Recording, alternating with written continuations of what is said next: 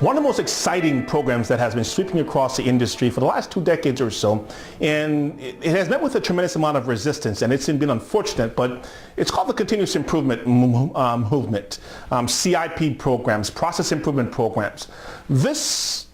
movement, if it can be embraced properly by the dealership,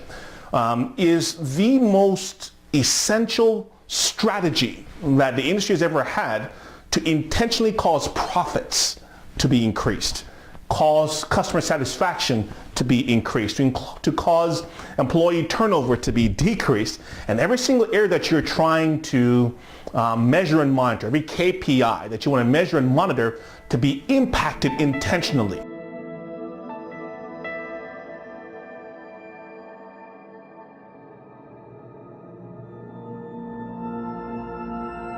The Achilles heel of the program, however, is that it lacks the knowledge base, the training content or the curriculum to be able to teach the newly defined strategy or process to the individual so they can adopt it and then execute.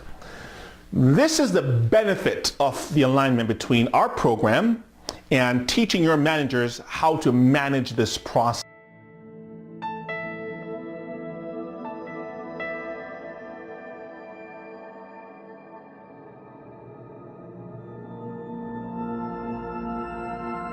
One of the key components in ongoing personnel development is that you have to have the ability to identify what's broken and then the resource to pull that training strategy off the shelf, or so to speak, and then administer it just like a good physician so that you can impact what is broken, monitor the patient to ensure that they're getting better, and then make sure that as they're getting better, you keep them moving towards skill mastery. This is the essence of the continuous improvement program. Training is an integral part of the continuous improvement movement, and this is the missing link from most of these programs, that they lack the toolkit or the resource kit that they can provide the administrator in the dealerships with, so that they can go ahead and not just identify what's wrong and create process charts to make sure that everyone knows what's going on, but more importantly, how are you going to teach it,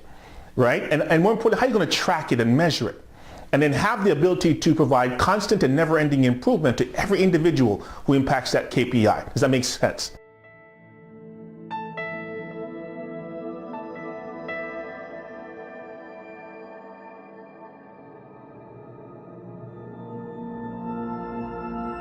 So the key to success with the continuous improvement program always lies with the correct identification of what it is that you are trying to impact, the proper design of a solution that will impact what you are monitoring, and then the implementation of that strategy to ensure that whatever it is that you're trying to correct has movement.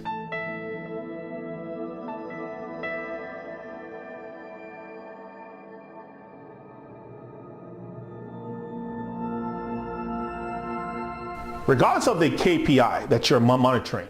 we know that it's associated with someone's performance or behavior, some type of skill deficiency, some type of process deficiency, some type of action plan that never got properly implemented. And so unless you have some type of training strategy aligned with the solution that you're trying to implement, then you're always going to have the scenario where you may have spikes. But how do you impact the person who gets hired next week who wasn't a part of this solution now, if you don't have that reference point or that reference training library at your disposal to teach that person, this is how we do things here? This is the essence of the continuous improvement program. There has to be a training, a strategy aligned with the program to ensure that whatever you're trying to do, you can not just teach someone now, but more importantly, teach them later on, and so on and so on. Does that make sense?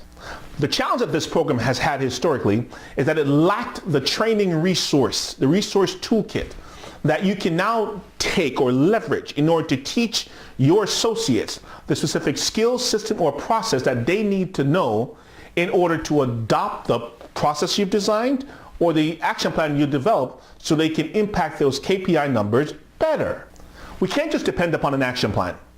We can't just depend upon a process chart